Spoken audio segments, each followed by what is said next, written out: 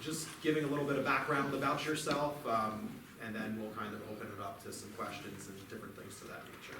Well, first of all, my name is David Berg, and I just want to thank you very much for inviting us here. This is it's a real privilege, and I'm excited to see people coming out and being active in the Republican Club here. I have a very unique story, very briefly. My wife grew up in Manalapan. We were married 25 years ago in Marlborough. But I grew up, born, raised, and spent my first 64 years in Los Angeles.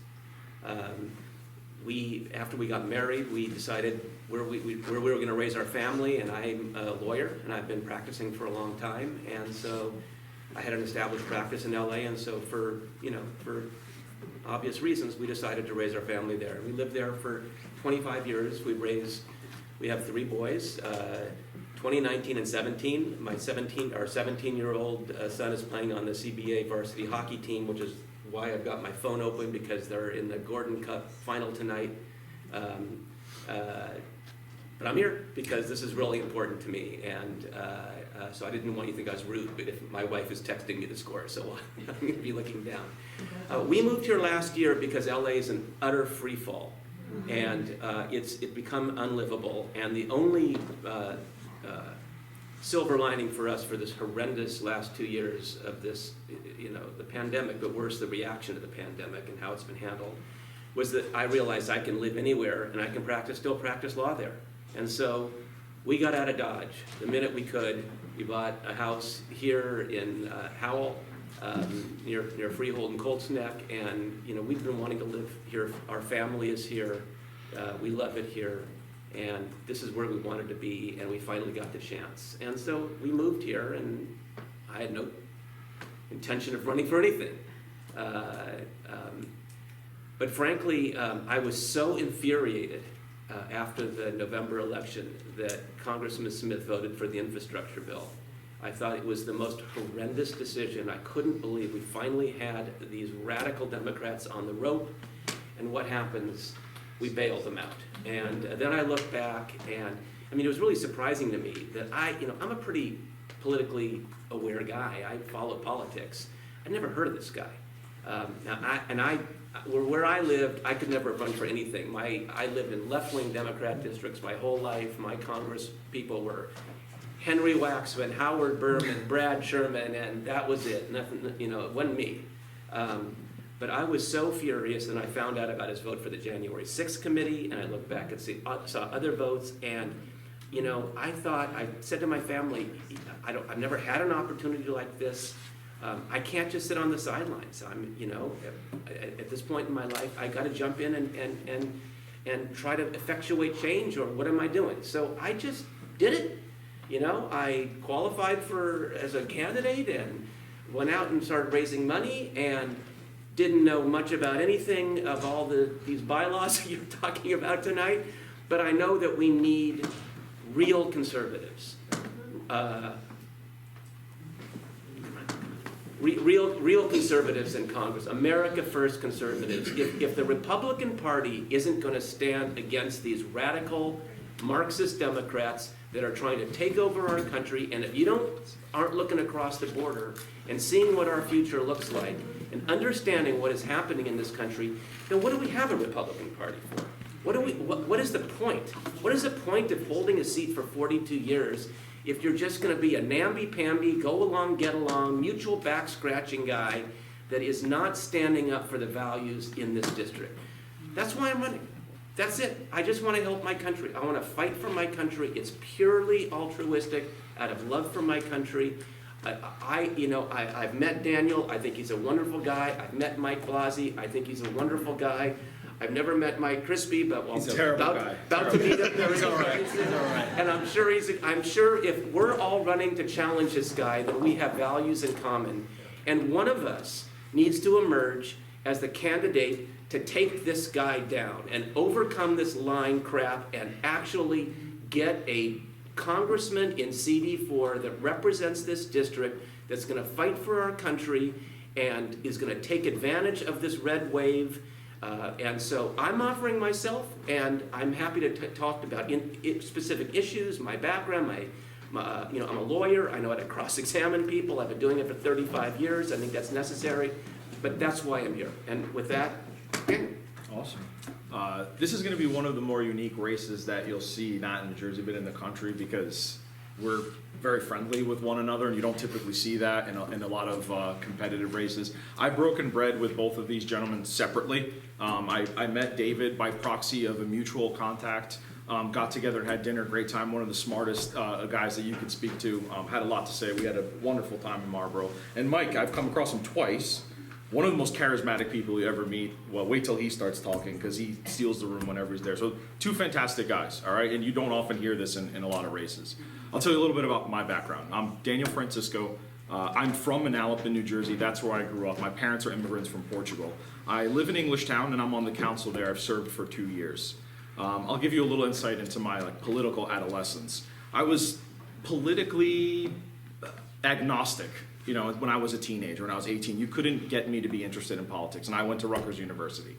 I met a bunch of activists there that were doing a lot of crazy stuff that I had never seen before, and it was intoxicating. There was a group of kids that ended up starting the organization that today is known as Project Veritas. So my wife, who's here, Heather, I met her, and then we both met at Rutgers. All of our friends are from Rutgers. She was an adjunct professor there for a little while. That is like the birthplace of my political, nations, if you will. And so we saw these activists going around harassing professors, harassing deans, harassing local politicians, and doing undercover videos on them. And I didn't really get it. I didn't really care about politics. Like I said, I was somewhat agnostic, but it was intoxicating. Speaking truth to power and seeing that you could truly irritate people in a position of power that thought they were gods, right? So we started doing things like Oprah requests into political donations of the university staff. Now, it doesn't take a doctor to understand. If you had to guess, who do you think they donate to in terms of parties? There's about 104 to 1 they donate to the Democratic Party, in academia. So I started there, and I eventually became the executive director of Project Veritas for 2 years, and I opened their first office. I'd say the landmark piece of activism that I had there was when Daryl Issa called us and asked me personally and our marketing director to go down to Richardson, Texas, to speak on behalf of an investigation that we did. Do any of you know on Fox News Lawrence Jones? Yeah.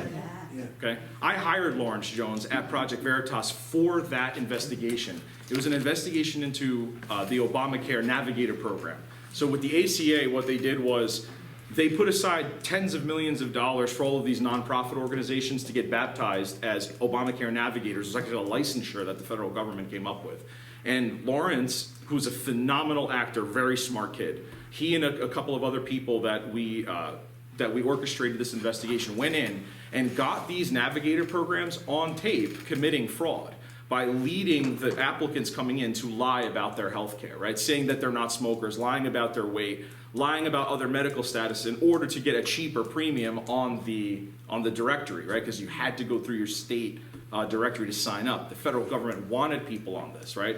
So when we proved this enormous fraud, Daryl Issa was pissed, and he called the congressional field hearing in Richardson, Texas. So that was one of my pinnacle moments in the sort of political realm, as being in Texas, looking at Pete Sessions, Daryl Issa, got to meet all of them, and they lambasted the Democratic congressman on this program, this wasteful, disgusting program. Now, I can tell you, my parents come from a very leftist country. They come from Portugal, which was, ironically, a fascist religious dictatorship when my father was there under a man named Salazar, if you know your history.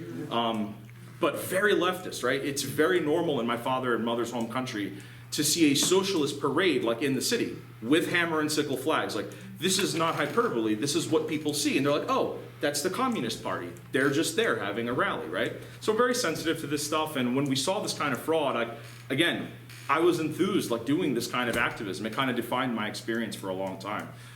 Went to the private sector after that for several years, started a family. We have a 4-year-old son, live in Englishtown.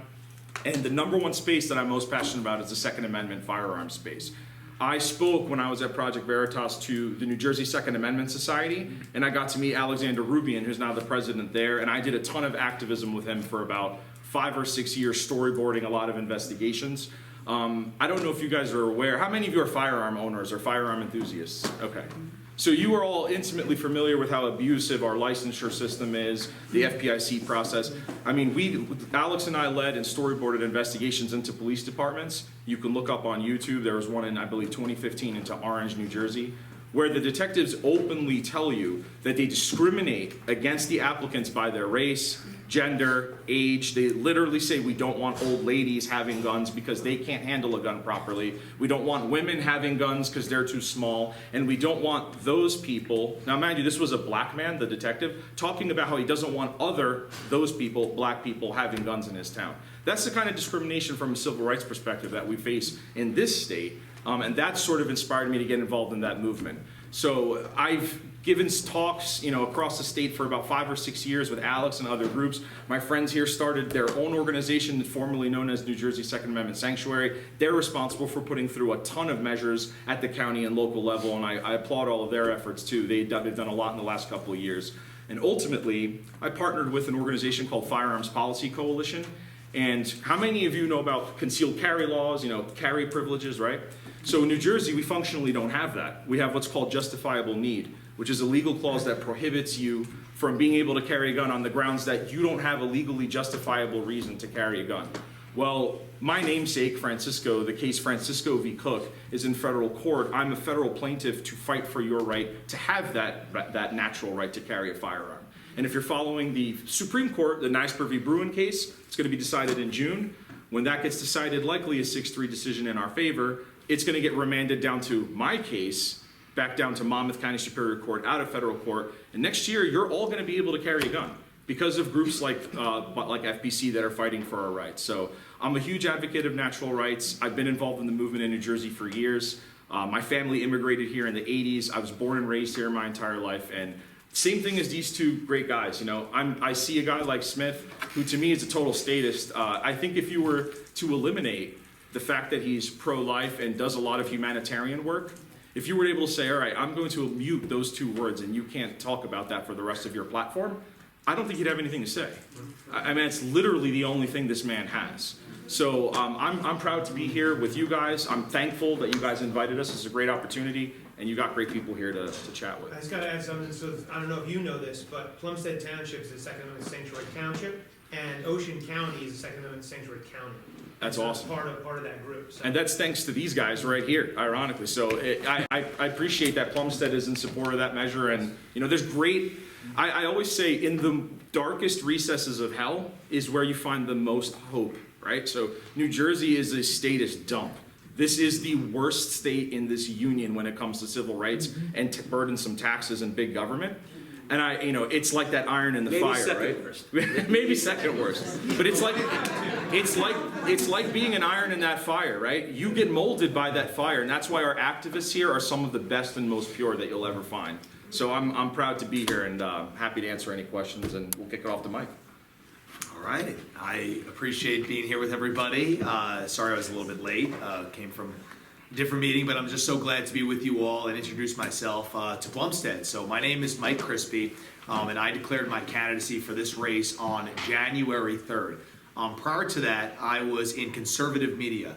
I was a commentator for Right Side Broadcasting Network, a nationally syndicated talk show host, and I traveled the country reporting on the grassroots, right? So I covered things on the ground, such as Trump rallies. I talked to these people. Why were they there 24 hours in advance, camping out before a rally? What would compel them to do that? Why would they feel the need to do that and be part of something bigger than themselves and their voice, right? And then on the other side, I covered protests, Antifa riots, people burning down cities, just throwing bricks through buildings and looting stores. I covered all that. And then I covered Capitol Hill. And I went to Washington, D.C. many times, and I saw the people that we elect. I saw the people who attend the Trump rallies vote for, right? And they trust this is the person I'm voting for, this is my Republican Party. And I saw their out-of-touch swamp creatures that were not in touch with either side. They had no semblance of what the people on the right care about, what the grassroots who give them money and vote for them care about, and they have no perspective on the threat that is being posed on the left, right? The people who are burning down our large cities and imposing tyrannical mandates and the likes. So the people in Washington cut deals with one another, and they exist in their own bubble. And when President Trump called for a primary challenger in this race, I stepped up to the plate because I think that we need, now more than ever, a bold and courageous conservative fighter who is going to step up and go to Washington and fight against the radical left and the rhinos, right, Republican in name only, who we elect to serve us but sell us out time and time again. So I am originally from New York. My father was the director of Homeland Security for the state of New York, and before that in law enforcement. My mother in law enforcement with the Federal Aviation Administration for time as well.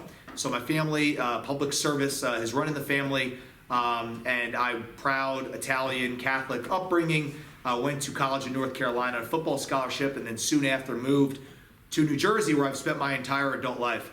And I have seen politicians in New Jersey that call themselves Republicans, okay, sell us out time and time again. And I think that in the 4th Congressional District, after the redistricting process has now been complete, this is now the most conservative congressional district in the entire Northeast United States, plus 25 Trump, okay? So when we have a guy like Chris Smith in office, okay, who votes for H.R. 2639, which is the Democrats' blank check to critical race theory, okay? Totally destructive. Why would he do that? And then you have a guy who votes for H.R. 550, which creates and funds a federal vaccine database, $400 million to that. How do you call somebody a Republican fighter and they vote for that?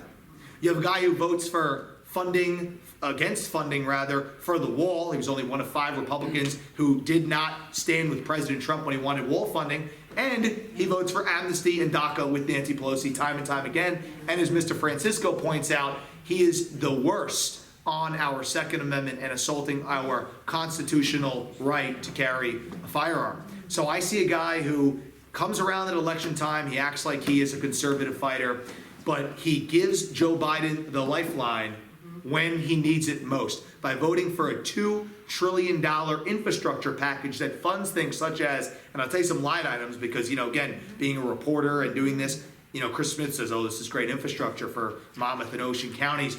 I got $30 million for a beach, really. He funded hundreds of millions of dollars for a thing called tree equity. Does anybody know what tree equity is? Okay, that's planting trees in a less racist fashion. That was in the infrastructure bill. Then he goes and he votes in that bill an income-based road usage tax, studying the feasibility of an income-based road usage tax. What is that? The speed trap cameras you see Pete Buttigieg rolling out, product of your infrastructure bill. Giving hundreds of millions of dollars to universities to study the feasibility of electric cars on their campus as the campus transportation, when they already get more money, the universities, from all these other grants and programs. Truck emissions, he's giving hundreds of millions of dollars to study truck emissions at the ports of entry when we're in a supply chain crisis, the irony of that. And I could go on and on and on, but the fact of the matter is that when Chris Smith comes back to the district and says, oh, I got $30 million for a beach in the infrastructure bill, I say, and I saw this in my last meeting I was just at, a guy said, we're trying to build this gym behind the high school, it costs about 75 grand. We haven't got the funding, all the girls need to pay $45 a month to go use this public gym facility.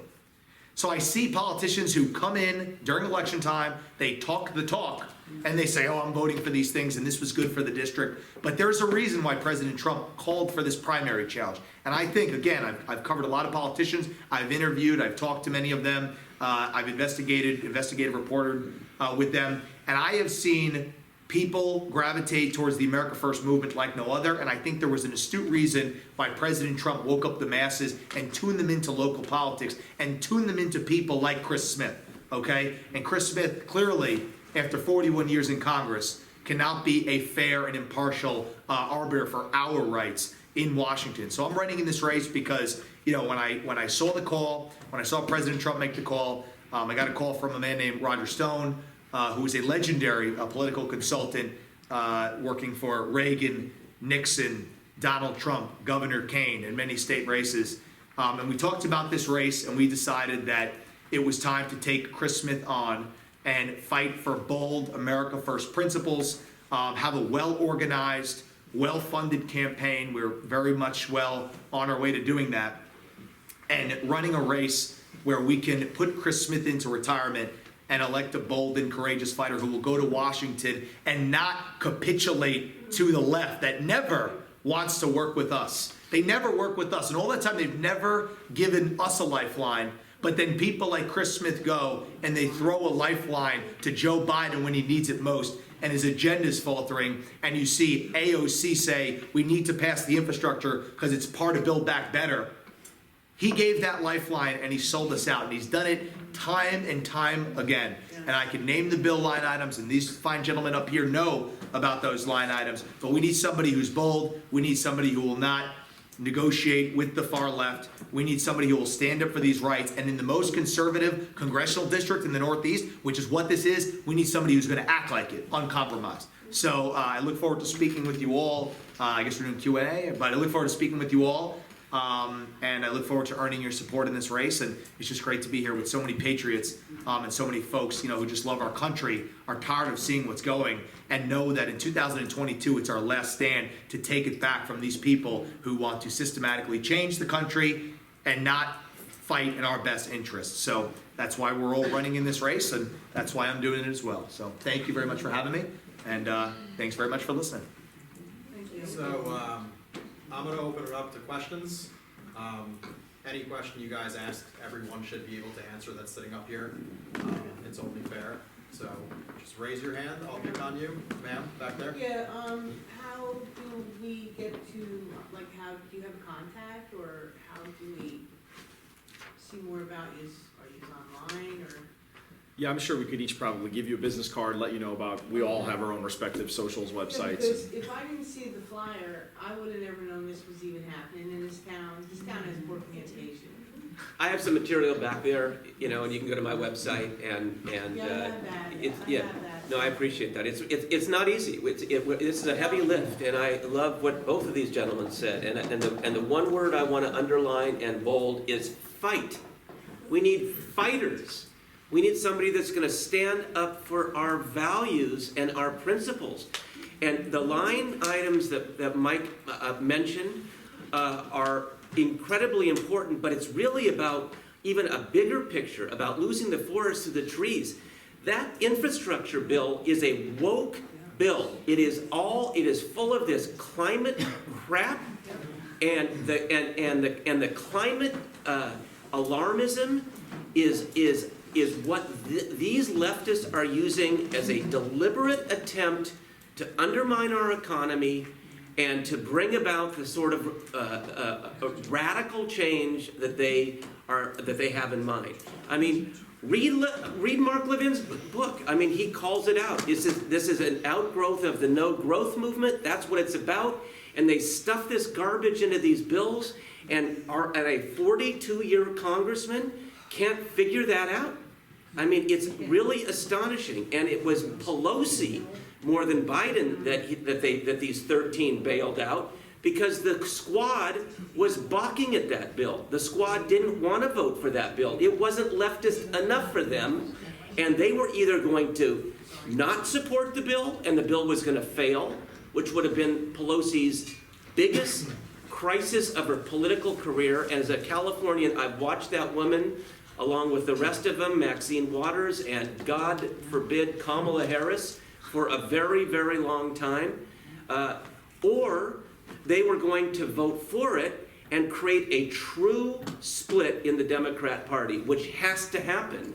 And instead, she gets bailed out by Chris Smith and 12 other people that don't understand the moment. That's the problem. They don't see what we're seeing, which is a radical leftist attempt to take control of this country. And let me tell you something. We are Joe Manchin and Kristen Sinema away from that already having happened. We would be basically past the point of no return. If but for those two, we would have a packed Supreme Court, we would have federalized elections that Republicans could never, ever win, and we would have the most radical Marxist spending bill ever even considered by the Congress in the history of this country. So we're all on the same page. We bring different backgrounds, different skill sets, we're at different ages of our life, but thank God we have at least the three of us and Mike Blasey in this district that want to fight for this district and represent this district. It is astonishing that Chris Smith is representing this district. It just has to stop. It is astonishing. Francisco, New Jersey, NJ.com. Mike, Chris, I'm writing it down for you right now. Okay, I just I'll write wanted to it let down you, and I'll give I you thought you were another- about to leave, so okay. I'm writing it down really I'll quick. leave. Okay, I'll write it down and I'll provide you their websites. I'll give it to you. Leonard, I'm gonna pick on your wife only because, Because you know, she's raising her I don't wanna be hand. blamed for Because he's a this. smart man. Yes, So, it's very smart. Fran? My question is, what is your stand on pro-life issues? So this is I'm glad you asked that, because this is an irony of this race. And if you were to delete that issue from this race and from the incumbent who's serving in this district, right? If you delete that, like I said during my speech, if you muted the pro-life issue out of this race, he's basically one of the biggest leftists in Congress you've ever met. Every single person in this race is pro-life. Every single person in this race is not going to defend the murder of babies. So it's like, it's an irony that, like, the one thing I get told, let me explain to you how powerful Chris Smith is. I have no problem saying this openly. I spent a lot of time in DC, right? When I worked at PV and these other organizations, I know a lot of people down there. When I formulated the idea of doing this campaign, I went down there once or twice. Do you know how many people told me that I've known for 10, 15 years that when I mentioned his name, they were like, oh yeah, we're not touching this issue. This campaign is, we're not going there. Like, he's a powerful man. As much as we criticize him on his positions, he has a lot of entrenched relationships in DC. There's a reason that you're in power for 42 years. It's not an accident, okay? So on the issue of life, I mean, I made a presumption. I'm pretty sure we're all in the same position, but I'm unequivocally pro-life. I can tell you as someone that in my personal life, I've had issues in my personal life and in my family with birth, with having trouble having kids. I can tell you that as I started to have a family, I realized that that's an issue that a lot of people encounter. And even though when I was younger, I might have told you I was pro-life but somewhat ambivalent, I'm maniacally pro-life now. Like, I find the idea of, it's insane to think that during the Clinton administration, you were allowed to engage in partial birth abortion. Like, people don't even know what that is. That is one of the most grotesque, inhumane things I've ever heard of in my life. I don't even care to describe it. You can go look it up on your own. But the fact that there are people, usually in academia, that justify this kind of thing, to me it's inseparable from euthanasia, if anything else. That is not an issue that's going to be, in my view, that's not something that's going to be an issue in this race that divides anyone, because I think most people are on the same page. It's really going to be the economics, civil liberties. That's where there's going to be a stark difference between Chris Smith and the rest of the... My question is specific because I really want each one of you to say whether or not you are pro-life. And Oh, it sure. is a big issue. Because if you stand on the wrong side of life, you can't make any other moral decision on behalf of anybody if you've got the first concept wrong. So it's an important issue. I know Congressman Smith is pro-life, okay?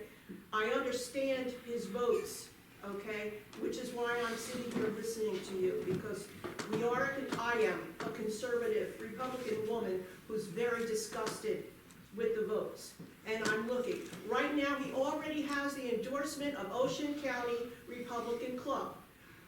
4 people running in the primary against Chris Smith, who already has endorsements from various organizations that are very powerful with money, only gives him the win. And nullifies what you're saying. I agree with every single one of you in what you've said. We here, we may not be vocal and we may not be in groups, but we have eyes and we see what's going on. And we're disgusted all the way around. Not just with Chris Smith, but with most of the Republicans out there who have no guts. We want Trump in every office.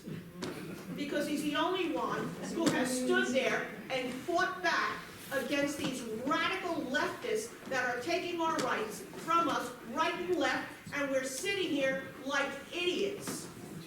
And it's the time for the people to rise up, and I think that's what you're seeing. So, yeah, pro-life is not just an issue, it's a key issue. That's why I asked that specifically for each one of you. I need to know emphatically that you are pro-life.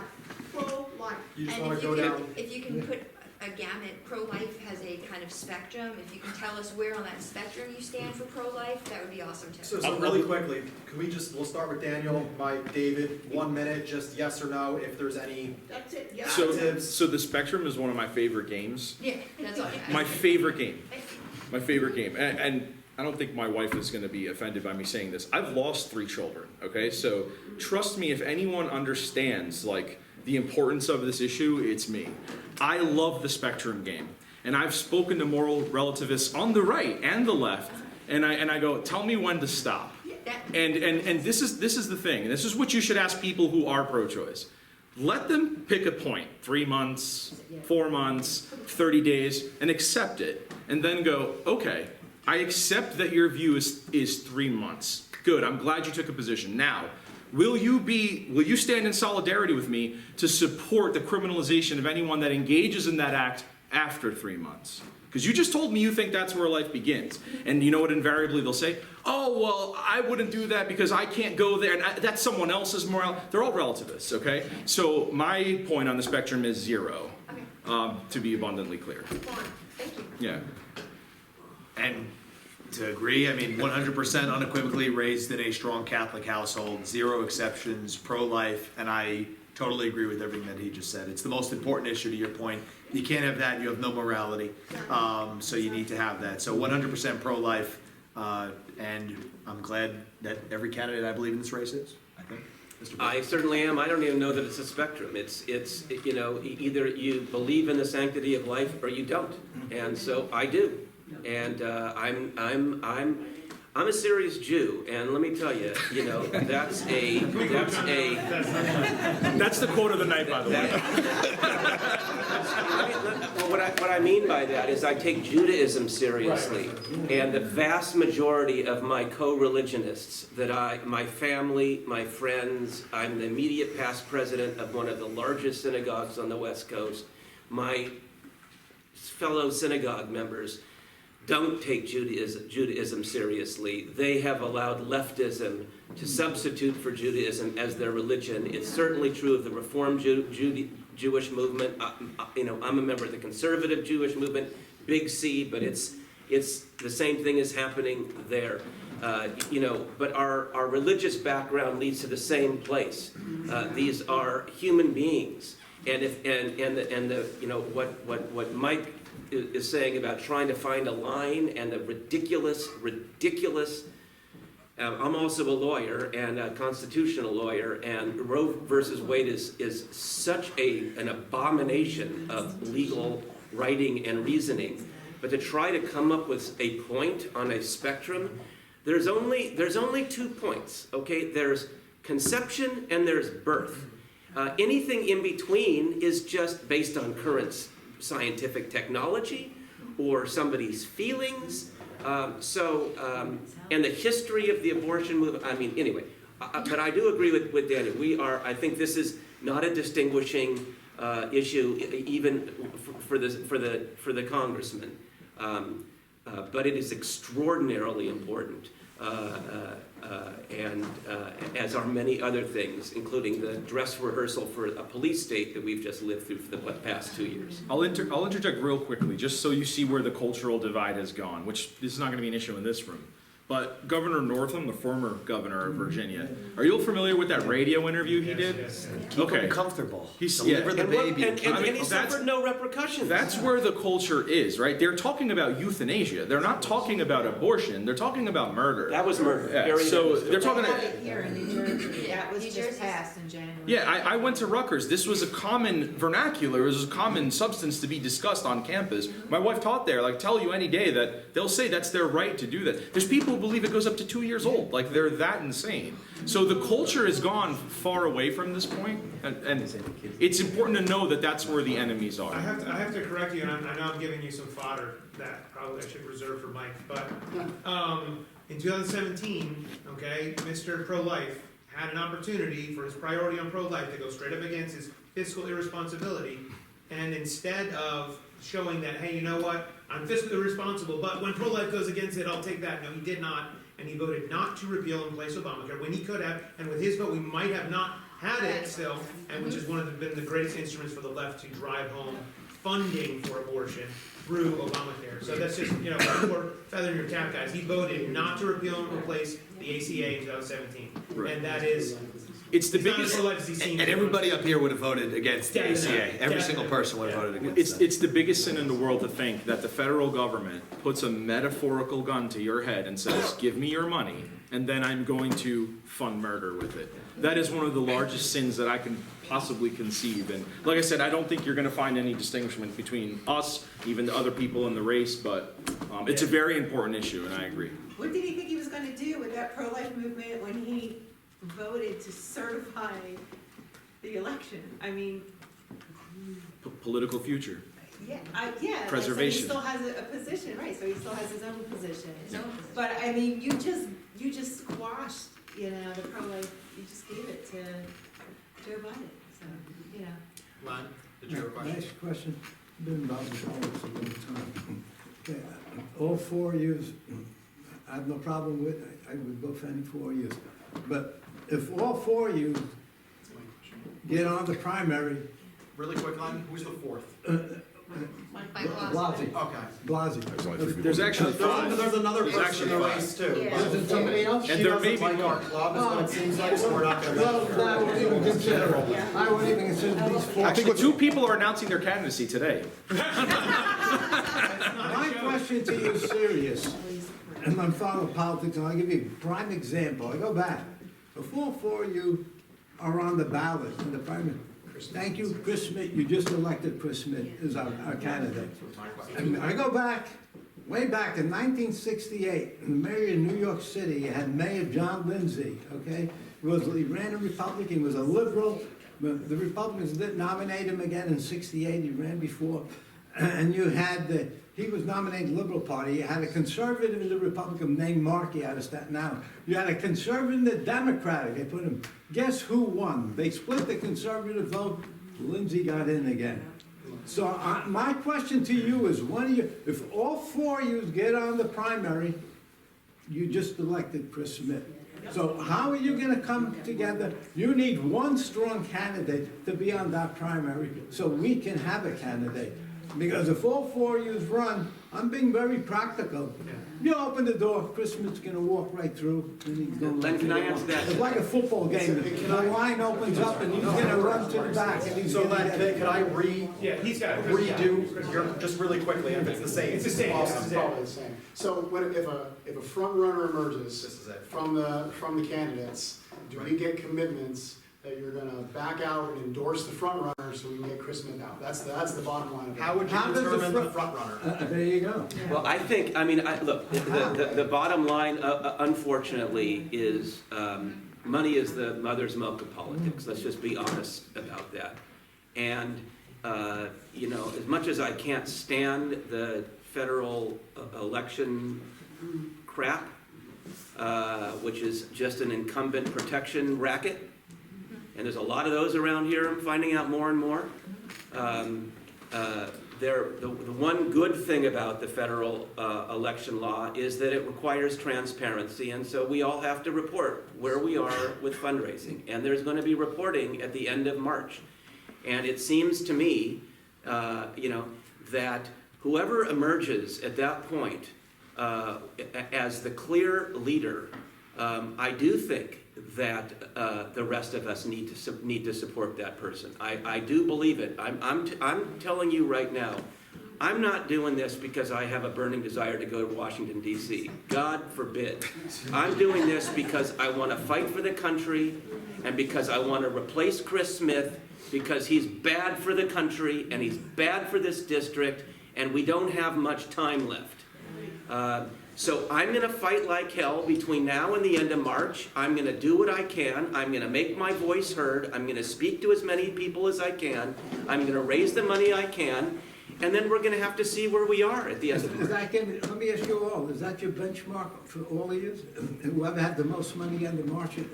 That's my, I think that, Will you drop out if you don't have the most money? David has the second most right now, so I What? don't think he's dropping out at all, right? No, I'm just asking. I We're mean, not is at that the- gonna be we're not at the end of I March. wanna- We're I not at wanna the know end of the March. benchmark. Listen, I No, let can't, me speak, because I wanna know benchmark, because if you don't, and no one else does, you're gonna let Chris Smith win. I mean, we need to have a benchmark here, what it is, that if I don't reach this, I'm gonna drop out. I mean, will you make a commitment on that? The important Will you thing make a is- commitment? Will you make it? So- I don't know if this other guy will. Really He make it? quickly, guys, just let me rearrange this one. So this election, specific election for our district, is similar to an election that we have in town. You win the primary, you win the election. It's such a high Republican district that whoever wins our primary will almost certainly win the general election. I don't wanna say 100%, but I would say 99% sure. So my question is though, and it's similar to what Len was saying, obviously, you know, you're gonna need, well, not you're gonna need, would you guys be committed, or one of you or something like that, to supporting one candidate in an effort to defeat Chris Smith? Because all of you have, you know, a similar thing where Chris Smith isn't serving the district according to what the district needs. And you're gonna collude votes if there's 6 people in a race, because they're gonna be splattered all over the place versus going one-on-one.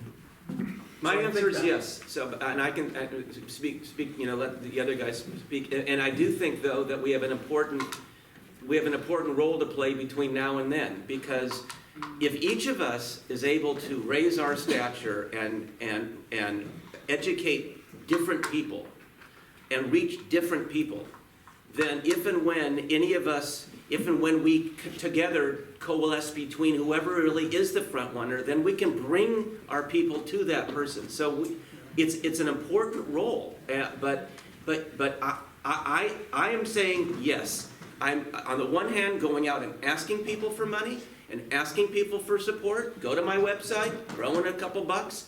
But the last thing I want to do is split our vote.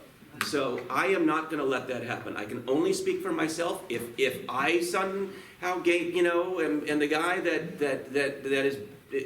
catches fire and creates a grassroots movement, then I would hope others would do the same. But I am not going to be the cause of Chris Smith being elected. I will support a front runner. I think that that's going to happen after the March 31st reporting deadline. So we're talking early April. And then I think that that we all have to bring the support and the energy that we have generated through this campaign to that point, and coalesce around a single candidate to take on Chris Smith. So yes, that's my commitment to you. Yeah, this is going to be a relatively boring conversation because there's so many parallels, and I think we might be largely on the same page. The situation is fluid, obviously, and I'm obviously going to react as we go along. 100% will be behind whoever the ultimate, person is. I will say this much. Don't underestimate the importance of culture, all right? So let's look at, I'm not even giving you an opinion or having a long-form discussion about this, but let's say the word immigration, okay? Before even the election in 2016, the idea of talking about immigration was non-existent. And it's because one individual kind of inserted that into the public lexicon, right? And that became a topic in the debates in a crowded field where people got pushed to a particular direction. So the Overton window is a really real thing.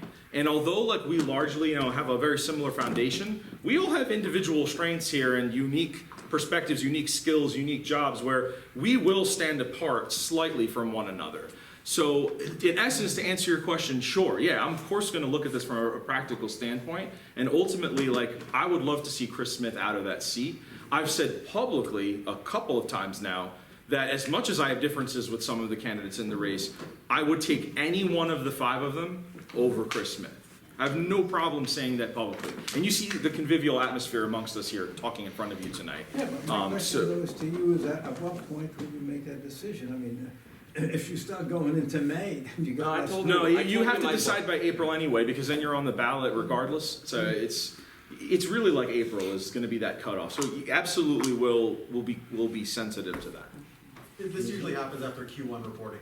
Yeah. Anyway, this usually happens after the first quarter reporting, where people start Well, realizing. I just want to know, some people go on though, I mean, that usually doesn't mean definitely. I know some, I was about to say, I know someone who will probably go on anyway, and she's not here. She's in it with the $300 in her campaign account to the bitter end. Well, I'll say this much just so you know. So I don't even mind saying. So Tricia, right?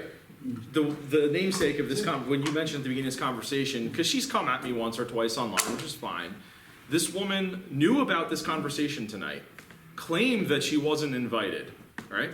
So I publicly told her on Twitter, like, yeah, they're looking for you. Come and have a conversation with the three of us and speak to the voters about what they care about. And instead, she proceeded to call this a boys' club, that they don't want her there, that we're all Smith plants, all this nonsense. Do you know where she is right There's a now? bunch of women here. Do you know where she is? She's in another district talking to their Republican club in Monroe, by where I live. So it's like, why are you politicking with people that can't even vote for you? So the summary here is, once again, like the abortion conversation, I think you're going to find that there's a convivial atmosphere here. We want Chris Smith out. We all have unique idiosyncrasies about us, and you'll probably, if you poke with enough questions, you're going to find our differences. But we ultimately want Chris Smith out, and that's the ultimate goal.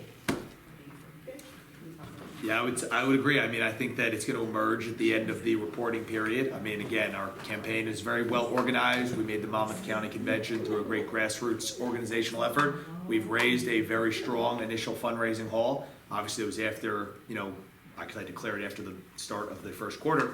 But I think we have a lot of momentum. I think we're very well organized. I think we're having a great campaign. And I think that, a combination of money at the FEC deadline, combination of local support amongst the electeds, the grassroots leaders, so on and so forth, and endorsements, both at the state and national level. I think that'll all swirl around, and if anybody's being genuine with themselves, and I think we all are genuine in this race, that we will coalesce around the presumptive frontrunner. So I think that will, from now until, because he made a good point about the ballot, from now until the April deadline, that'll become clear, because that's when people have to go on there. But I'm very pleased with where we're at right now in our campaign, the momentum that we've gotten. And the organization we've been able to stand up in a short period of time. I don't know, Mr. Blasey, I don't know what's his position. I don't have that answer. Seeds.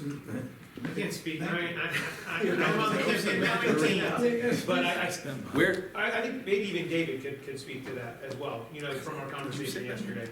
Mike's on board with this. I think that was certainly my takeaway, and I'm just really, I've never met Tricia, but I'm just really impressed with the four people that I have met, including Mike, who I just listened to, and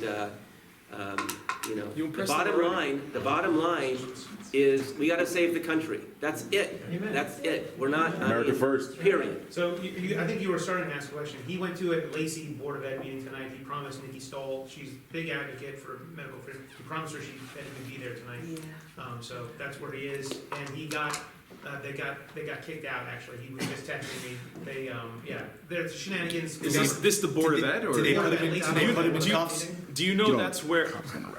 Do you know that's where that one father got kicked out because of the gun thing? Yeah. But the range? Yeah. That town is insane. We used to live right by there at Tom's River. That's It's crazy. in district now, by the way. I know, yeah. I have a question, unless anyone else has one. I want to talk about what you. All right, this maybe is two questions. We'll do number one, living in district, not living in district. How does that affect your candidacy? And then, can you point out maybe an area where you say, "Hey, I'm different from the other guys in this." Like, what is your difference? If I could add on to that, so from what I'm understanding, this is a very unique race because not many people live in the district. Yeah. Mike lives in District 3, Flanagan lives in District 3.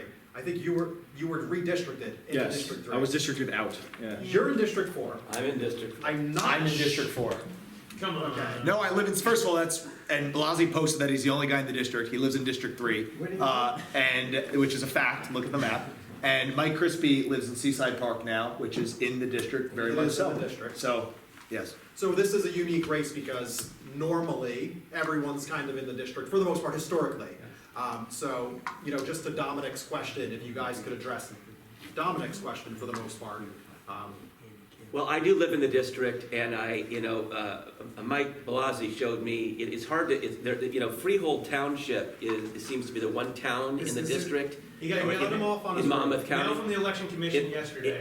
It's just astonishing that they apparently literally drew the line to exclude him. So it's really, really shocking. But I'm in the district. I want to focus on a different aspect of Dominic's question. You guys, the voters will decide how important it is, whether people live in the district or near the district or did live in the district. I live in the district. That's all I can say about it.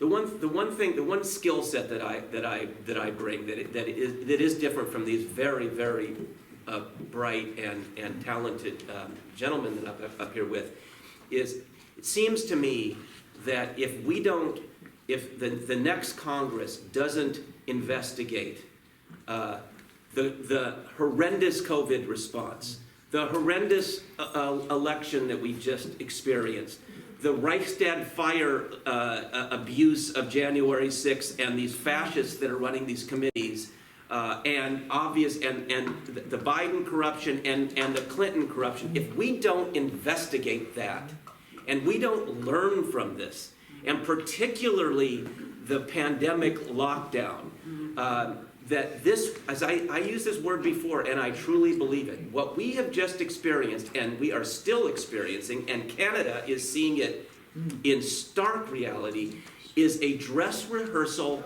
for fascism. This is what we've lived through, where doctors can't prescribe the medicine that they want to prescribe, that you can't even speak to scientific double-blind studies about medication and about actual epidemiology.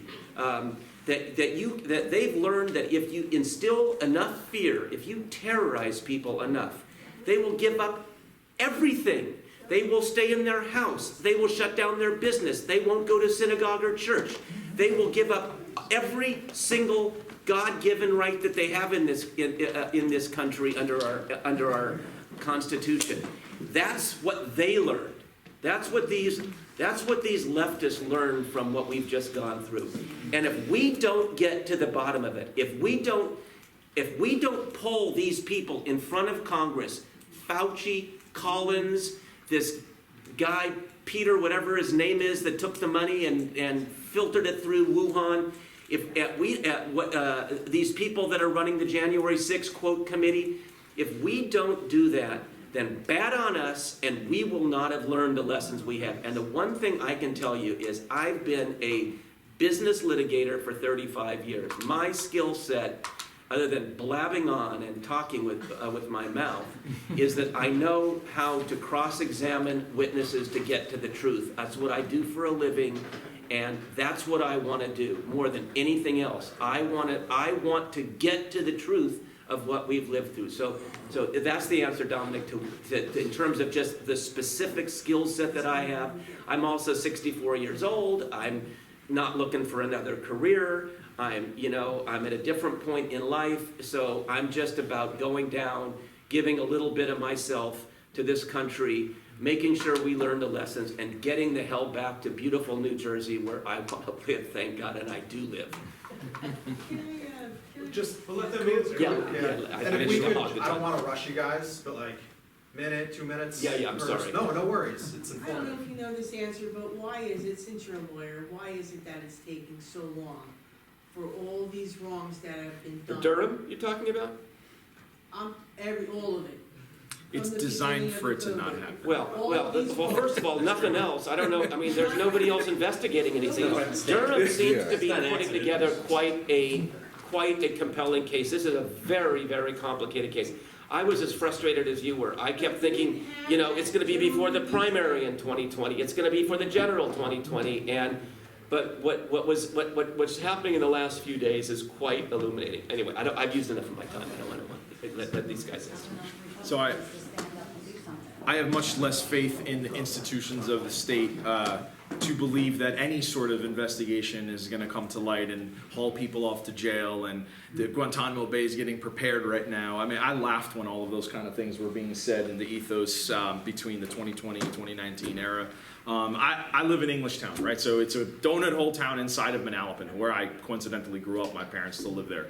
been on the council for 2 years, and I've mentioned publicly that there's a lot of exciting stuff that we're trying to get done locally in my town, and I grew up there. I have a very sentimental connection to that area. I've promised that if by the time we get to that April, juncture, and I happen to feel like I'm in the best position to win, I 100% am going to move into the district, even though the district, just to be clear, I was in the district. I announced in the district. Then they drew a line through Mike's town, my town, like this, going into Homedale. And if I go one town west, I'm in district, and I'm in A. I'm in my town, I'm in B, and then one town east is C. 3 different districts, right? 4, 3, and 6, to be correct, to say it correctly. So the whole question about being in the district, I grew up here my whole life. I lived in Toms River for 8 years. Like, my wife works in Ocean County. Our family's all over Monmouth County. This is my life. Like, I've actually lived here my entire life. I don't view it as a detriment that, like, oh my God, they arbitrarily drew a line yet last month and now you're not genuine. I haven't levied that criticism at anybody, and I don't think it's fair. But in the spirit of being honest, if I get to that juncture and I'm in the lead, I absolutely have no problem moving one town east or likely even further south. We'll talk about it later. See, I think I think Daniel's a great example. Yeah. So you spend your money at our businesses, you drive our roads. I live in a historically doing these things until gerrymandering. Let you know what I mean? me explain. So Plumstead is a cool town because it gives me the vibe of my town. Like, you're relatively small. Yeah. My town's smaller. We have 2,000 people in our town. I know everyone, okay? When we walk around the block, we know everyone by a first name basis. My police chief, who I'm suing, is my friend and lives 3 doors down, and we drink beers every once in a while, right? Like, you have to understand that this is kind of a greater platitude, right? When you have decentralization, when you have small local government, it's harder to be a jerk to the people you represent, right? You can't be a jerk to your neighbor. You've got to live with them every day. So, like, places like Plumstead and Englishtown are a godsend. Like, this is where, like, community matters more than politics. And just like you guys knew each other, were joking at the beginning of the meeting, that's a beautiful thing, right? So this is my identity. This is where I'm from. If I have to move in 4 months, that's great. We'll do that. But the whole levying of, like, oh, you're not from here, I think it's ludicrous. I don't think that's going to persuade anyone else otherwise. So historically speaking, our congressman has, it depends on what day of the week. Sometimes he has Virginia residency, other times he has New Jersey residency. So it kind of goes back and forth a lot. He may have to move. He already said he has to move too. He's already said he's gonna move. moving with the Yeah. district, but Mike, I don't want to take time. Yeah, no, and it's very interesting about Chris Smith, because we all know he lives in Herndon, Virginia, right? So just because they drew a line and District Blasey out by a Right street outside Manila. doesn't make him any less, apt to run in the district, just because they drew him out by street. And same thing with you, they drew your town. They drew literally But like when you live in Herndon, Virginia, okay, and your kids get in-state tuition to the University of Virginia, that's ridiculous, okay, that's ridiculous. So, personally, I have relocated. I've been in New Jersey my entire adult life, so I am New Jersey since I graduated school, albeit in northern New Jersey. But I have relocated to Seaside Park, where I live today. And I'm going to be in New Jersey because all the people that I know leave New Jersey. They leave, they go to Florida, right? My parents went to Sarasota. They go to Texas. They go to all these places. So I'm here. I've been here. Texas sounds nice, right? But we need to stay and fight for New Jersey because we're letting these people push us out so they can have all that's left is just their people, right? Who they can manipulate like sheep. So Chris Smith doesn't live here. He spends 10 days a year in New Jersey. Okay, he's totally out of touch. He's in Herndon. And everybody else in this race is spending their time in New Jersey, whether they're drawn out by a couple of streets or a town or whatever. They're in New Jersey, and Chris Smith is most certainly not. So, obviously I've really enjoyed this area, both Ocean and Monmouth County, and look forward to staying in New Jersey and fighting for it, because if everybody just leaves, then we'll never get the great state that we once knew. Well, I know at least one family that's conservative that moved to New Jersey. Who? Mine. We went from California, so it's like, people look at me like, what? Maybe he had COVID and you were brain. Hey, but I moved to the right part of New Jersey, and I love it here. I gotta tell you, I just love it here. So, California, you should. I I even love the weather, I gotta say. And Mike, you were raised in New York, Now you're or just- born in New York? No, I'm not, I'm telling you. Sorry. And you were born in New York, did you say? Born in New York. Three worse states. Oh yeah. Sorry, but I'm glad you're here. We're turning it around. Absolutely. Okay, we're gonna turn it around. This Just is, to keep this, sorry. did you have a question? Yeah, specifically firearms are a big issue for me. I find that there's the people that are pro-gun and pro-gun rights, and then there's the people that say that they're pro-gun rights. So just how pro-2A are you guys? And the I'll go same last. responses are gonna be just like the pro-life response. Yeah, it really, I mean, I'll go first. Totally constitutional carry. I mean, I think what Francisco's done on the gun stuff is great. It is everybody's right to own a firearm, constitutional right. Point blank, right? Everyone should be able to own a firearm. It's our Second Amendment right. And Chris Smith is the ultimate obstructor of our Second Amendment rights when he votes for a national gun registry. And you look all of the things that he pushes through with the gun shows, it's disgraceful. So I think everybody here agrees, and I certainly agree, that we need to fight back against people like that, because if we do not protect our Second Amendment, we turn into Australia, right? You see what's going on in Australia? I think it was 10, 15 years ago. They did their gun buyback program. I don't know the exact year. And look what they do. Now they just push the people around, and it's disgraceful what goes on there, right? The only thing that prevents us from being that is our Second Amendment. So I feel very strongly about it, and any Republican who gets in between that and gets endorsed by all the gun control packs is a disgrace, and not a Republican as far as I'm concerned. Brady, Giffords, they're all on Chris Smith's website, which is funny. And he brags about it. It's disgusting. Again, this is the most conservative You lose congressional your district. Second Amendment right, you lose your first. Absolutely. Just going in order, David, would you like to address that question too? Yeah, well, thank you for the question. And look, I've always been a strong Second Amendment advocate, but what we're living through now and what we're seeing, you don't have to look as far as Australia. Just look at Canada. The purpose of the Second Amendment is to prevent tyranny. That is the purpose of the Second Amendment. It's not about hunting. It's not about sports. It's not even so much about self-defense, although self-defense is important.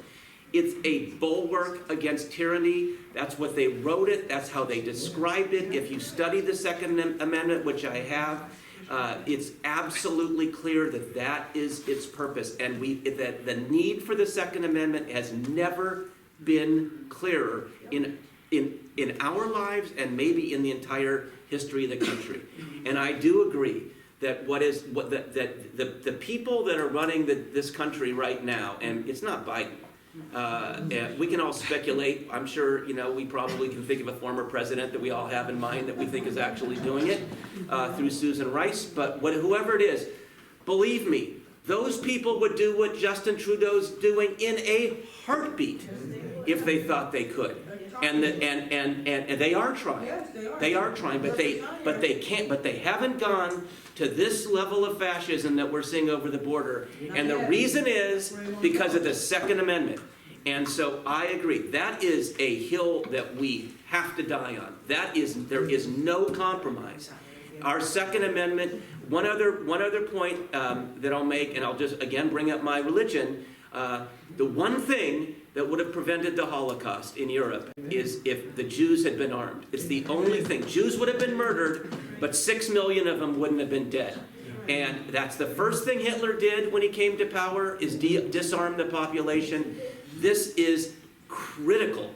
And the most critical thing is that people have to really understand what the purpose of the Second Amendment is and how it is a bulwark against tyranny. Yeah, they were taking guns before Hitler during the Weimar Republic. Chairman Mao, who killed way more people than Hitler did indirectly, said a famous... Directly? I meant through famine and Oh, yeah, all this yeah. stuff. I mean, he still killed them. 60 million. Right. 60 million. Mao killed 50, right? So he said political power comes out of the barrel of a gun, right? I mean, go through life, Pol Pot, Pinochet, Fidel Castro, right? Chavez. Every single despot knows that the first thing you have to do is disarm the populace. So James Madison wrote the Second Amendment, and they understood the reasoning for it. Like he said, has nothing to do with recreation or anything like that. this is gonna sound crass, it's to give you the ability to shoot your government. That sounds crazy, but that's why it's there. And anyone that tells you that that's extreme, they're downplaying it. That's the reason for it. Did you hear what happened in Canada, like today? They are boasting with like smiles on their faces on camera that they've gotten all the money, all of the give, send, go information. Like, there's no wide gun rights there's a hunting culture in Canada, but you can't carry and have those kind of privileges that we have in many states here. In terms of the Second Amendment, I probably am the most extreme. Like, how old are you, you mind me asking? 18. Okay, so you're young, man. So I grew up in one of the pivotal moments I remember when I was a little bit younger than you, actually substantially younger than you, like 5-6 years, was Columbine, right? When Klebold and those kids. And it's funny because culturally, politics used to be flip-flopped. Like, culturally in the 90s, the evangelical right was very puritanical and like didn't like civil liberties and tried to downplay cultural things like violence in video games, gun ownership. You had a lot of Christian groups actually advocating for curtailing civil liberties. And the left used to be like the ones that would stand up for things and fight the power, right? We're talking about Vietnam, right? Because of conscription, all of that type of stuff. Now it's this complete reversal, right? Now it's the evangelical left, and I say that in not a religious terms because their deity is the government. That's what they worship. They are the ones now puritanically censoring, disarming, doing all that kind of stuff. And the right has sort of become this the liberty movement, of sorts, and more personified. I'll tell you this, you're a young kid. My political journey from when I was your age to where I am now is wildly different. Like, what I thought when I was 18, 25, and now 35, it's a long story. I'll be happy to share it privately with you if you ever want to chat. I'll tell you a book to pick up that's my political Bible. It's what defines almost everything I believe in. It's Anatomy of the State by Murray Rothbard. Tell me what your favorite part of Anatomy is. There's a line where he talks about, like, we are not the state because Jews didn't kill. Can this kid run for Congress? I'll drop out if you want to right now. You're my hero, man. No, I'm serious. Do you understand that you ask most people in Congress who Murray Rothbard is, they'll go, you're smarter than all of Congress. Like, they have no idea who that is. An Austrian economist, historian, Ludwig von Mises was his inspiration, right? That book is a phenomenal, like, compass for your soul politically. And it's so important, and it puts it in such simple terms. And it's like a bathroom read. It's like a 25-minute read, right? It's quick. And that's a great term. Because if you ask people, what is government? And say it in less than 3 words. Can you? Like, what would you describe government as? In less than 3 words. Authority? No, they're not. I mean, no. Monopoly of force. It's legal violence. Like, that's what the government is. It's the only institution that is allowed to use violence legally against you. And Rothbard touches on that idea, but you're right. In the 1st or 2nd chapter, he brings up the Holocaust. And he goes, people say, oh, the government is us. We the people, right? The government is not we the people. Don't repeat that trope. It's a dangerous trope to repeat. It's not the people. The government is a separate entity. To say that the government is the people, and he makes the point, is to say that the Jews committed suicide in Germany. They didn't commit suicide. They were murdered by despots, okay? So it's very important that we segregate like that philosophy.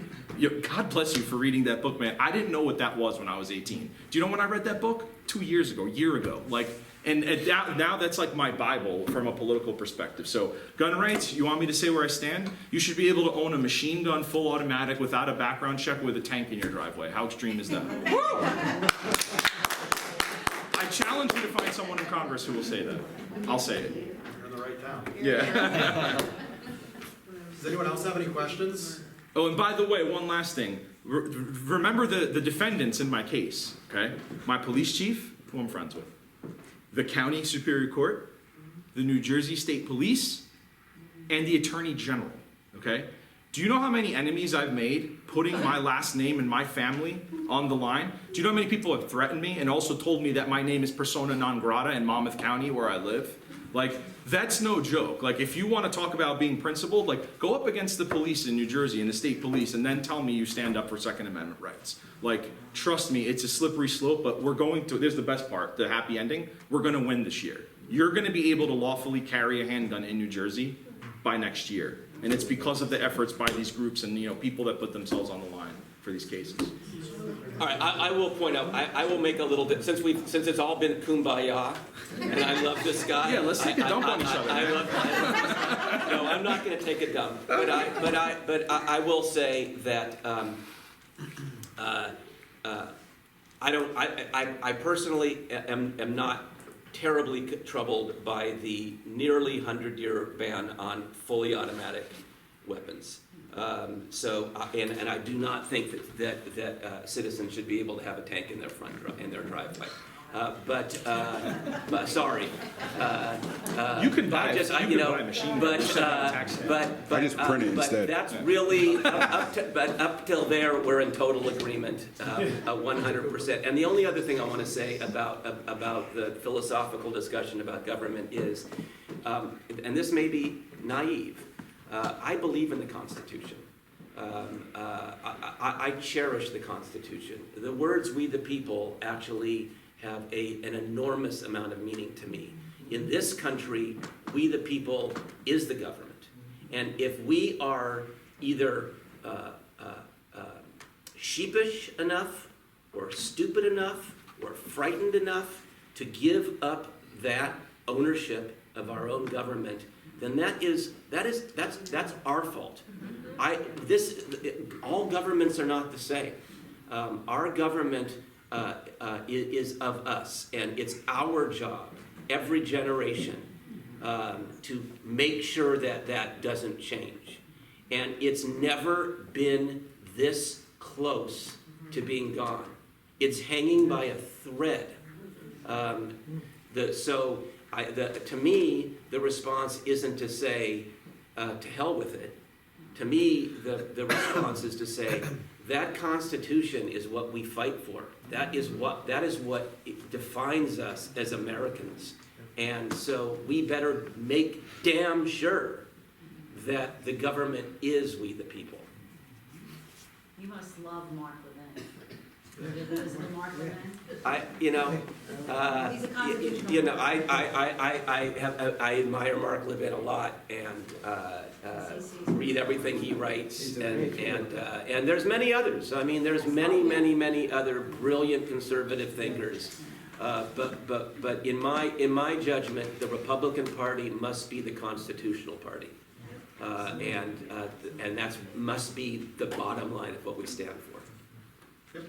Kind of along the same lines, a question for all of you. How do you guys feel about 3D printing your own firearms for your defense of your home and yourself? About what? 3D printing firearms. I mean, it's part of the, I would agree with it, right? It's part of the Second Amendment, it's constitutional carry. If you want to 3D print firearms, I'm okay with it. So it is being legislated away in certain jurisdictions, New Jersey specifically, including here in our state. 3D printing is, to the firearm world, what cryptocurrency is to the Federal Reserve. It's a direct attack on a centralized system. 3D printing is very well what may save our country. Like, this is not a joke. The fact of the matter is, like, look at all these truckers, right? Like, you realize the Ottawa police are like now doing tactical training on storming truck structures. They're doing that right now. If you watch the videos, like, they're going to hurt people. Okay, they're going to jail people. They're going to go after their assets. They're going to do what they did to the January 6th crowd very shortly in Ottawa. Okay, do you understand how different that confrontation would be if all of those men and women had rifles? Like, don't underestimate the importance of that. Do you guys know where Coeur d'Alene, Idaho is? Yes. So in the Panhandle, right? It's a beautiful mountain town, like that you can see Canada, Washington, Montana, right? Beautiful town. When Antifa was running around burning San Francisco, Washington, D.C., New York City, Chicago, when they were engulfed in flames, women, man, black, white, Hispanic, were armed with rifles on slings, walking around the downtown of Coeur d'Alene. No police. Every citizen had a rifle slung, all high-fiving each other, and Antifa, the actual people with massa, were like in a line at the edge of the block, and they basically said, let's go, come on. Guess what? There was no rioting in Coeur d'Alene, Idaho.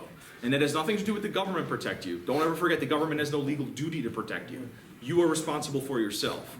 So 3D printing, like, that is one of the most important issues, and that's why when it's a threat to the hegemony of the state, they will criminalize it, right? What are you seeing happening with cryptocurrencies right now?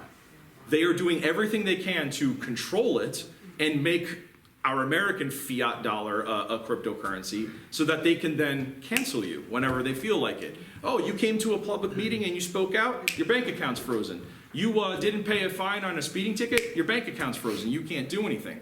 And if you voted for the infrastructure bill, your car will be turned off electronically in 2024. It's true. It's gonna be the rule that they can shut off your car whenever they want. Kill switch. All right, so 3D printing is an issue It's that, already in your car right now. right, it's an issue that you have to pay attention to. Like, if you guys know who Cody Wilson is?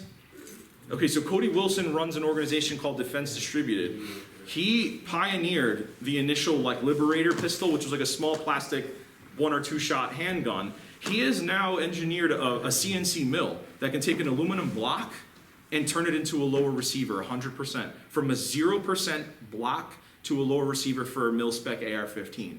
Do you understand that that is way more powerful than the NRA, FPC, GOA, all the gun groups combined? There is nothing the federal government can do to stop you from going in your garage and printing yourself an AR-15. That is what cryptocurrency is to the Federal Reserve. It's a shot in the heart.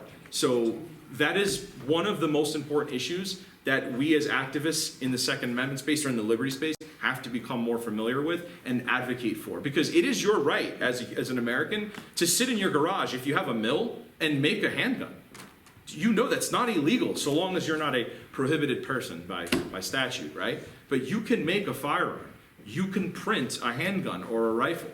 And cryptocurrency, again, the reason that we talk about inflation is because the government just infinitely prints money, right? When Chris Smith votes for all these infrastructure bills, we have $10 trillion in debt in the last 10 years. That includes President Trump. So he's part of it. Obama, everybody, right? If you take away that ability of the government to just create money out of thin air, they have no power over you, right? They can't do anything. That's why there's such a violent and swift reaction to cryptocurrency, because you're eliminating their hegemony of the financial markets. So 3D printing, crypto, that's the future. That's the future not of this country, it's the future of the liberty movement in the world, to be honest. All right, I'm going to prove that I'm not the world's greatest politician, because I'm not going to BS anybody. I don't know enough about 3D printing of guns to talk honestly and intelligently about it, number one.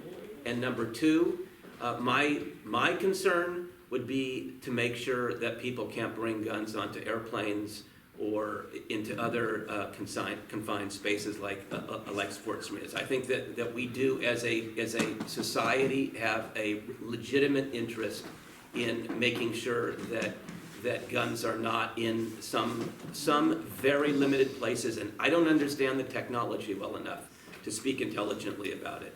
You know, so there are.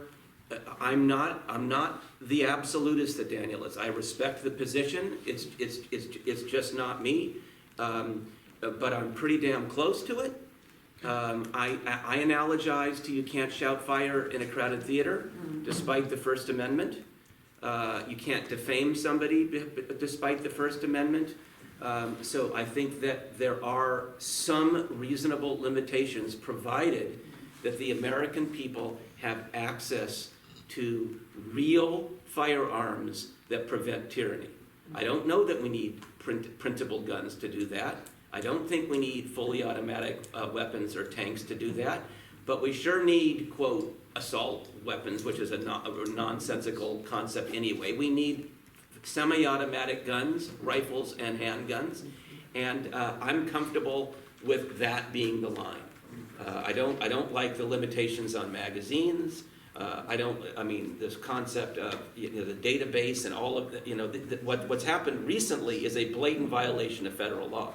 The federal government is prohibited by law from maintaining a database of gun owners, and so what's happening is that the federal government, shockingly, under this president, who's not enforcing virtually any of our laws, is allowing that law to be violated. So that has to be enforced. We cannot have a federal database. We cannot but I just can't, I can't intelligently engage on the printing issue, given the concerns that I just voiced. I appreciate your honesty, man. I'll say real quickly, David. So for the 3D printed firearms, there's still metal parts in it, right? So you're not going to be able to take like a polymer 80, which is the gun that's drawing the ire of the federal of the ATF right now, where they're trying to regulate these 80% pistols, which means like you can print, you can buy a kit where you have to chisel off like a couple of pieces and now it becomes a firearm. You can't bring any of those firearms into a stadium or airport or anything. It would set off a sensor the same way a retail Glock would or anything else. Good. But I'll just say to the analogy of you made the analogy about the shouting in the theater. I'll just say this distinction. It's not a one-to-one analogy in the sense of I have the ability to shout fire in a theater, right? I can walk into a theater, my vocal cords are wet, I can yell if I want to, there's nothing stopping me from exercising the ability to yell fire. Now there may be a consequence that's negative from me doing that, and I may face a consequence from that. The analogy would be, let me carry that gun into that theater. I won't shoot anyone, but don't take away my right to carry a gun into the theater. I think that's like really where the movement is like not sometimes framing this correctly, because then that becomes like a justification for, oh, well, we can't do here, we can't do there. I mean, a private property, you should be able to ban whatever you want. It's not my house, it's not my land or not my airplane, whatever. But that's like just an important distinction. It's not like, oh, those guns are hidden or you can't get through sensors or anything like that. Good point, and I fully agree with you on cryptocurrency. Yeah, absolutely. So just really quick, for the sake of time, I'm gonna give you each 2 minutes to why should we vote for you? Because I wanna give you guys time to interact personally with people in the room and kind of get, if anyone else has more specific questions, you guys are able to address them only because it's getting a little late. I'll start with Mike. Right. I might be rude and like raise a hand and say your 2 minutes is up. Two minutes? I'm gonna time it though, just for the Okay, sake good. of time, okay? All right. And go. All right, well, it's been great to, it's like closing statements in the debates. It's been great to be with everybody tonight. I do appreciate you all listening to what I have to say. I believe, again, like I said in the opening, that we are at a time where over the last 42 years that Chris Smith has been in office, we've never faced the challenges and never faced the opposition like we have right now in our country. So we need a bold conservative fighter who is going to punch back against the leftists and the rhinos who say they have our back and then sell out our country and sell out each and every one of you. I believe that in my experience as a member of the media covering these people up close and personal, digging into what they vote for, digging into the deals that they cut at your expense, I think uniquely qualifies me to do it. I've been in touch with the grassroots all around this great country, both attending events on the right, Trump rallies, conservative grassroots things, protests for the vaccine mandates, and on the left, seeing what they have done to our country, burning our cities, throwing bricks through a window, killing retired police officers like David Dorn. I've seen it all on all sides, and I have unwaveringly stood my ground and said what needs to be said on the air to hundreds of thousands of people a month on my show and to millions when I was on the air with Right Side Broadcasting. So I have proven myself the ability to stand tall, unwavering, let my viewpoints be heard to the masses, and not capitulate or fold when the heat comes on, like Chris Smith does. So I believe, again, that our campaign, we started it January 3rd. I believe that we have a highly well-organized operation, hence the groundswell of support that got us into the Monmouth County Convention, which was no easy feat. We organized there, we have a great organizational grassroots effort, and we have a campaign being led by Roger Stone, who is literally one of the most best to do it ever. So, well organized, we're well funded, we have a lot of support coming in. I look forward to earning all of your support, and I said I wouldn't go over 2 minutes, but I did. But thank you all for listening. I'll keep it brief. I told Crispy that ironically, like I met Roger Stone at the RNC in Tampa, Florida in 2012, and he's an eccentric dude. He's a really fascinating guy. Look, I'm a regular person. I'm a father, a husband. I work in the energy field. I've gone through that baptism by fire in the political world when I worked at Project Veritas, and I looked at these congressmen in the face. I've been in these backroom fundraisers where you all think maybe that they hate each other. It's all kabuki theater. Like, they are all laughing at the cocktail hours and at the junkets and at the bars after the lights go down and they're, stop arguing on cable TV in those little boxes. It's largely a joke for these people. I'm a political nerd. I love talking about specifics. The one story I'm going to talk about for weeks after this is the fact that you read Murray Rothbard. You may all laugh, but like, that inspires me. That like someone as young as you articulated that, and that that, right? Like, that is the future of the country, is people understanding the dynamic of, it's not a Republican Democrat thing, it's not about little individual things, it's a battle between the state and the individual. And are we maintaining our humanity and our civil liberties, right? And for me, I like to say, where do I put my money where my mouth is, right? And that's why I choose to fight in the activist realm, particularly in the Second Amendment community, and I put my name out there on a public docket against very powerful people because I believe in it and because I love it. It's a human passion for me. So for me, this is something that makes me a happy warrior. I love doing this. If it doesn't work out and one of these guys are the person, great.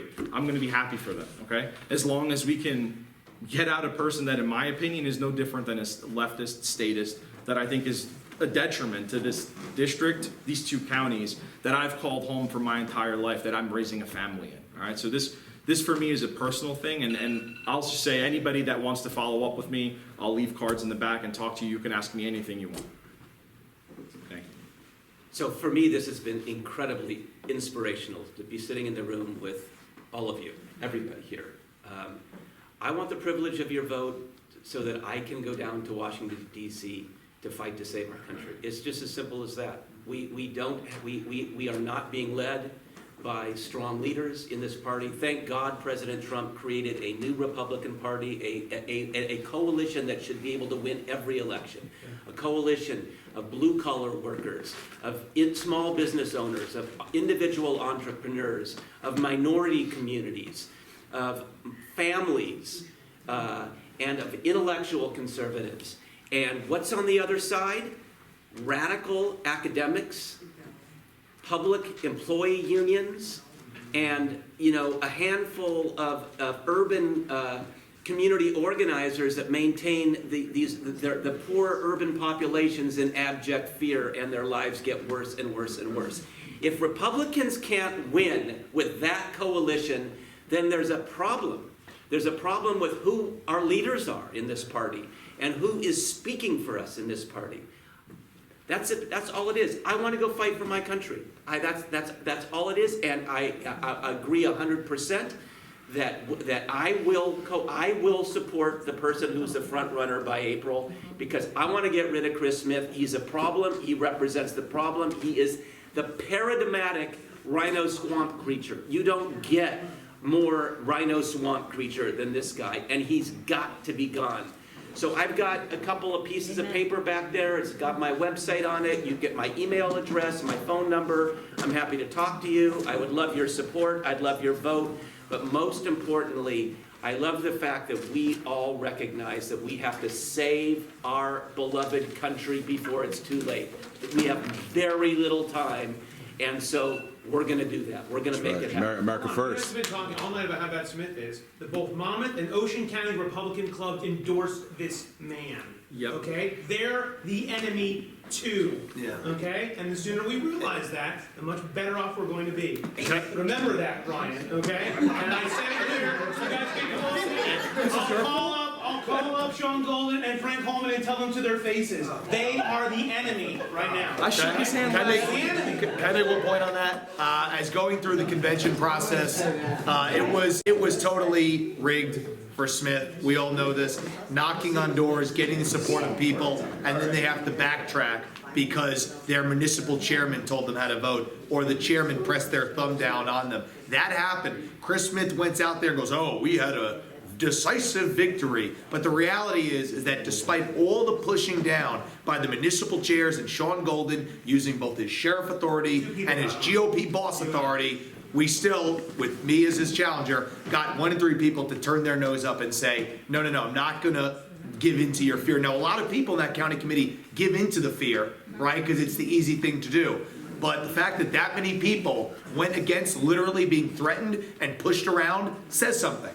Okay, so we mobilized good support. I thought it was a strong showing, and I think it made Chris Smith very upset. I saw him for the first time in person, and the guy was up there, and he read a speech like this, looking down at the paper, okay? He's been in for 41 years, and he can't even give a speech candidly, like everyone is doing tonight. So I say to you, I think he's vulnerable. I think he's afraid. On his pamphlet that he handed out to people, this goes to show how out of touch he is. He called, I have it right here, when I was running against him in the convention, he called me an outsider.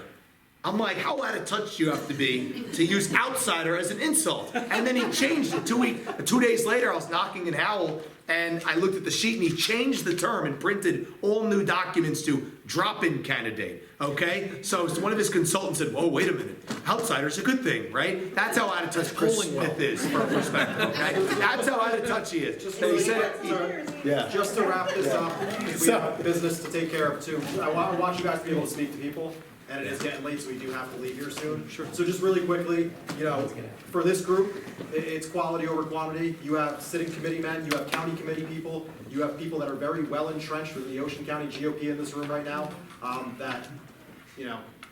they're here. It's my mom's vice chair. See? Barbara. I just moved here a year Lanuda. ago from Yes. Lacey, which you guys shirted also, which was nice. I just think it's hilarious. Chris Smith's gonna win either way. I have to talk to you There's a after lot the of stuff that this guy's done that, if you didn't live around here, I was born and raised in Lacey. He saved even my father's job at the Lakers Naval Base. This guy is a good guy. Maybe he doesn't all your little things, but it just seems weird. Like, I was asked to come here tonight and join the Republican Club, and I'm sitting here thinking, I don't think I have the same political views as most of you guys in this room right now. I'm gonna talk to you afterwards. There's some bullshit that was being said, I think, here. Yeah, there is. I mean, it's weird. And I don't speak up really at all. Chris Smith Let's talk doesn't after. understand what this country is facing. I don't care how many jobs, I don't care. This country has to be saved, dude. This country is on the line. So don't accuse us of bullshit when you say that. So just really quick to wrap this up, like I said, there's people in the room we could all speak to more in depth. Everyone's gonna have differing views in this room, and that's just really how it is.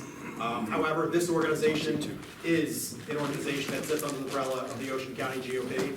And as the vice president of this organization, I'm not gonna sit here and say there's election issues in this town, in this county, or anything's corrupt, because it doesn't align with where we come from as an organization in itself, that we can prove for that matter.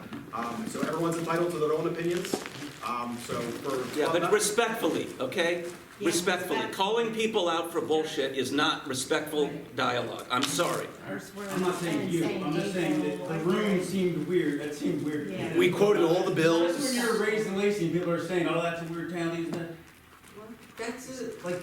Listen, I don't mean to get angry and lose my a- temper. I just wait. don't want, we're all putting our heart and soul in this. I get it. And I thought you were saying that we were spreading not bullshit. that. I just- Okay, I'm it just sorry. sounded like stuff going Wait, on. who said it was a- I who didn't said it mean was a- you guys is up there.